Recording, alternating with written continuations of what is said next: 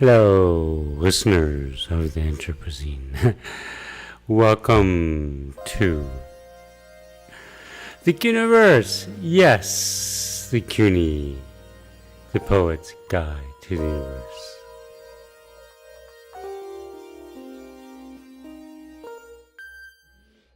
Ladies and gentlemen, normally we save the credits for the end of the episode. Calling Kaylee. Can she hear me? I can hear. So, Wow, that is something. did you know that I had a crazy uncle, right? He was the dude that was the dentist. He invented dental transplants. Mm-hmm. He actually started a scholarship at the Emory Dental School. That's pretty cool. However, the scholarship outlived the dental school. So I would grow up in his basement, and you know what I would do? He would give me a big pile of slides and have me load them in a slide projector. Wow. And he would show me everything from his lectures at the dental school that he was gonna give. And then we'd do that, and we'd sit and watch it, and he'd practice, and then we'd go in the back room. You know what he had in the back room? He had like this amazing collection of rifles from the Civil War and for World War I and for World War II. He was a collector. And there was always guaranteed to be a 365 Magnum in some drawer somewhere. For some reason, all the adults would freak out every time I grabbed the pistol. What was up with that? Yeah, I can't imagine. I mean, I was 5. I mean, what was the problem? I never shot anybody. The only person in our family ever to almost kill somebody was him. He almost killed my mom with a shotgun. Oh, that is not. This was in their house at Grant Park in Georgia, not too far from Ebenezer Baptist Church, where Dr. King preached. Oh, wow. It's incredible. So, if he had been 3 inches to the left, she would not have had any feet. If she'd been, I don't know, a little shorter, she wouldn't have had anything left. Luckily, she was bigger than the mouse. Yes. Fortunately, it worked out. She dodged the bullet. Yeah. Oh, literally. Sounds like it. Does this sound cool? This How do you like this really setup? Cool. This is really cool. Are you comfortable? Oh, absolutely. You know what I've also figured out? There's nowhere for the dab rig. I've got an idea for that. But I've got an idea for everything. You do. You realize that I don't have good quality ideas. I just have a lot of ideas. Some of them have longer half-lives than others. Gotcha. But so when you're playing ideas are kind of like, I don't know. What do you think? What do you think thoughts are like? Some of them just dead end, right? You're like, really? Do you ever have an idea that like you're walking down the dead end, you get there and you gotta turn around and go back? That happens in my mind all the time. It's good exercise, though. It is, though. So, what do you think you know what? Can I ask you a favor? Yes. What's the favor? So, remember I told you when I started playing this all these years ago, I made this plan, a plot, and I wrote it down in a poem called The Originals. We've never done a reading of that. So, here's what I was thinking. Kaylee. So, I really wanted President Kennedy to read this speech. It's a speech, okay? Pretend I was a speech writer. Okay. Right. And I was not on the grassy knoll. Okay. So, the name of this piece, it was published by Healing Arts Productions, my company, now called. What's the name of my company again? Hack Loud. Yeah. Red. I started it 40 years ago. My next one's coming out faster.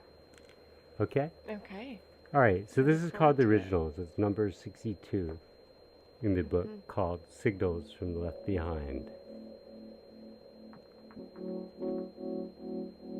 So, this is The Originals. Hashtag We Code the Planet. We code the planet. She codes the planet, right? Okay, here we go. We have worked together, builder of bridges through time. Already, and we will do so again, because that's the way time is, right? You know this to be true. We are the originals. We saved the planet. This is not true science, but dude science in music and words. Paintings by Chagall on the wall of time. He was such a beautiful man. He was a member of my tribe. You know, we're cousins, right? You're French, right? I am French. So is Chagall.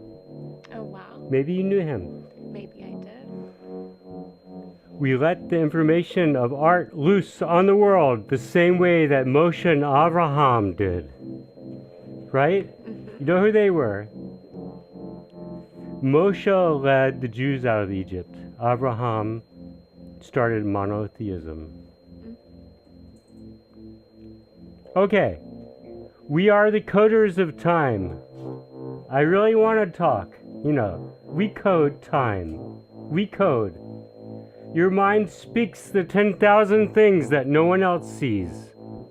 You know these lines in the sand of which I speak.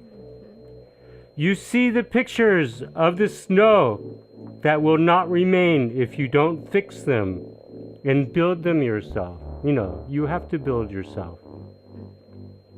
Using those footprints, not you, go away. So, now we choose to make governments go away like the rain. Next line of code. Next line of code. Let's get into the APIs, okay? The next line of code is to free the internet. The free internet. Give it to all mankind with dark control of dark forces on the road. We don't want bandits on our network, do we? No more raiders of the Lost Ark. We do these things not because they're easy, but because they are hard, and we choose to do the right thing, the right thing, the right thing, a right thing.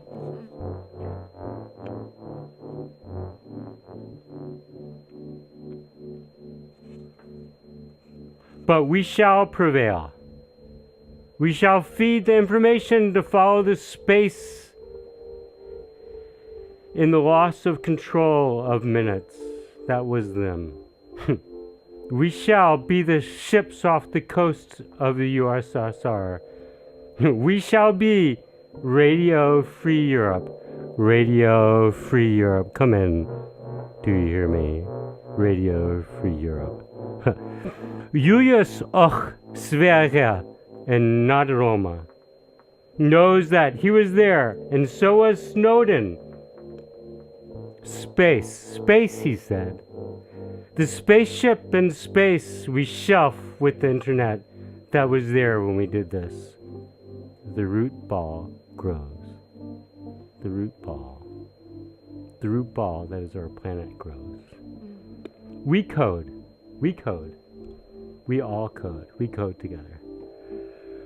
Everywhere we turn, we will always see life. It is a story and gracefully of comedy. 'Tis a comedy, not a strategy to behold. Not common sense at all today. Today, we have to say, to make this the common sense, nigh the comedy of it all. You wonder why I'm always making jokes. That's a trick I learned from my friend Bill when we were building sets at his theater in Stratton-on-Avon. We will save the home planet. We will rewrite time with code and art and other things and preserve the legacy of. We will drive the spaceship built to where no one can stop that ancestors behind us and those that are to come. We have two sets of ancestors. We have the ones behind us and the ones ahead of us. We will become the surfers of time, the moment surfers. Or maybe we'll ski. It depends on the weather. One season we'll ski, the other season we'll surf. How's that? Deal? That sounds like it. Okay, good. We don't need matter because once we have time, there is no matter. We code. We code! We fill the dark spaces with heart and make sure that they're warm again. On this spaceship that we know, Noah, sure. He will be there, Noah and his ark. We code. When Joni wrote Woodstock, she was wearing a track suit with snow that we couldn't see. You after the rains came. But today, we see her code. Joni Mitchell, she's such an amazing woman.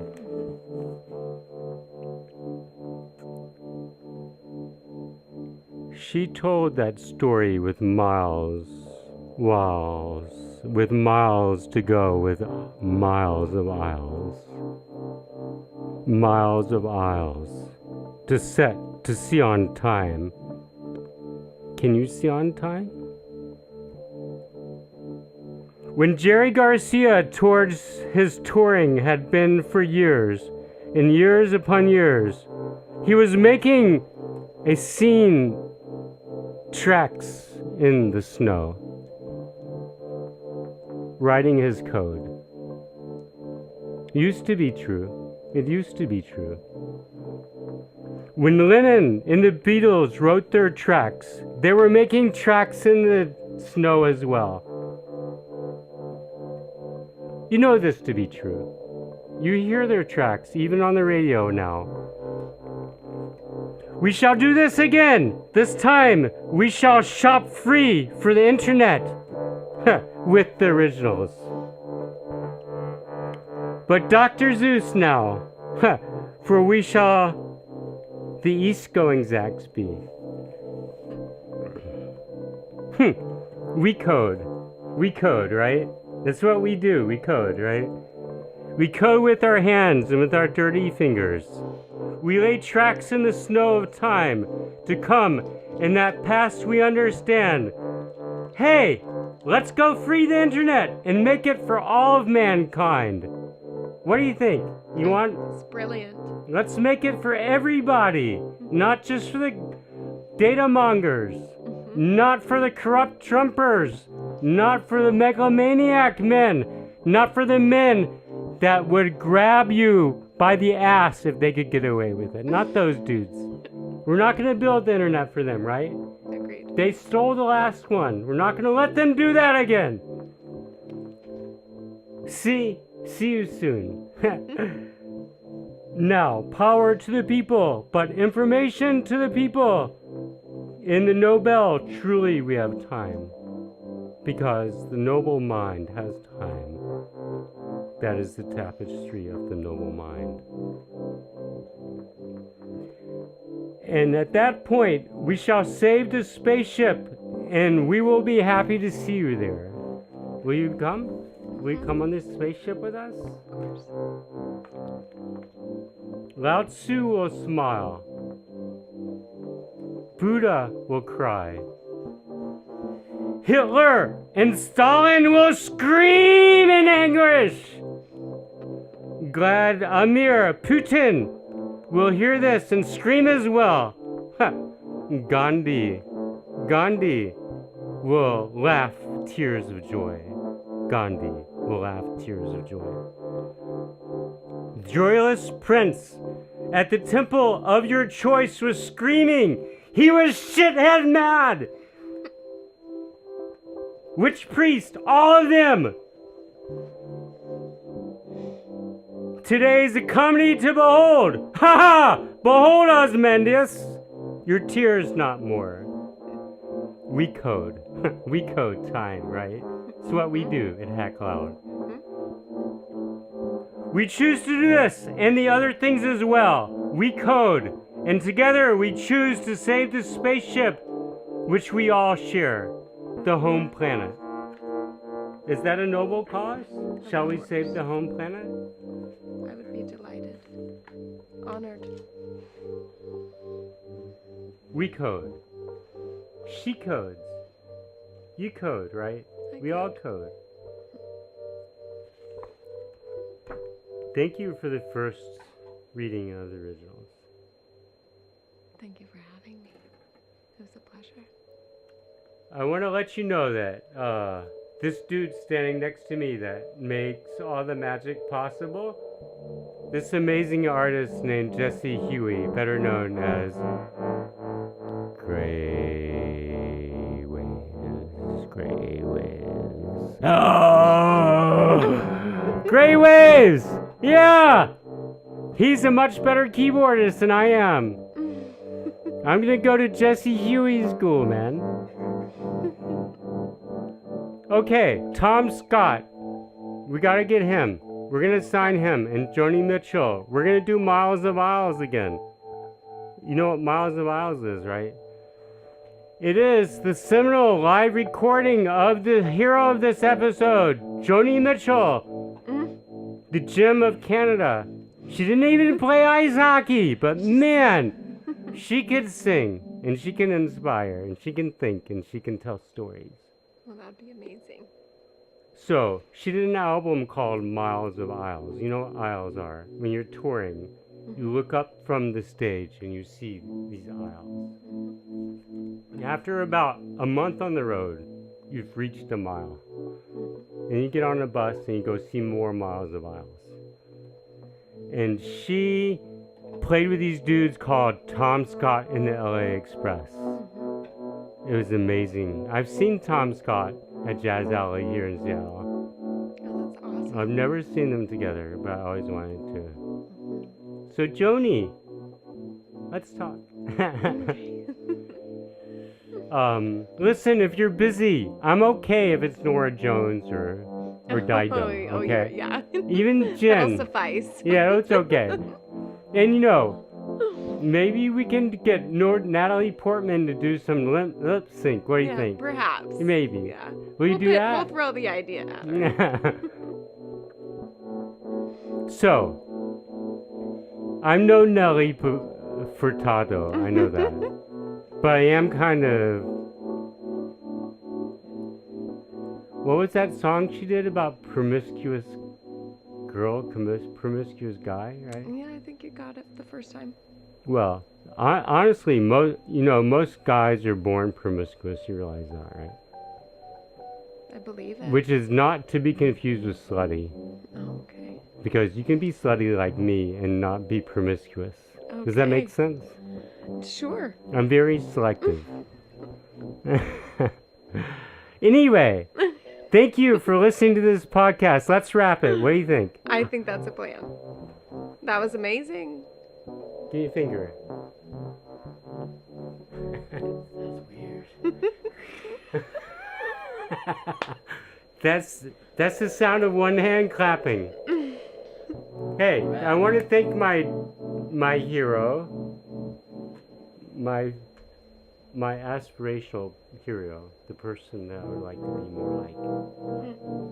Kaylee Drew Heron. Thank you for being on that side of the microphone. Of course. It's a pleasure. Hey, anyway, thank you very much for listening. My name is Stephen Michaelov.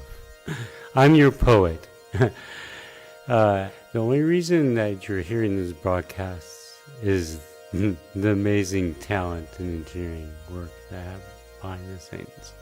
I'm just the product. They do all the real work. Enjoy it. Stephen Michaelov. This is the Poet's Guide to the Quantum Universe. The CUNY, the Quantum Universe.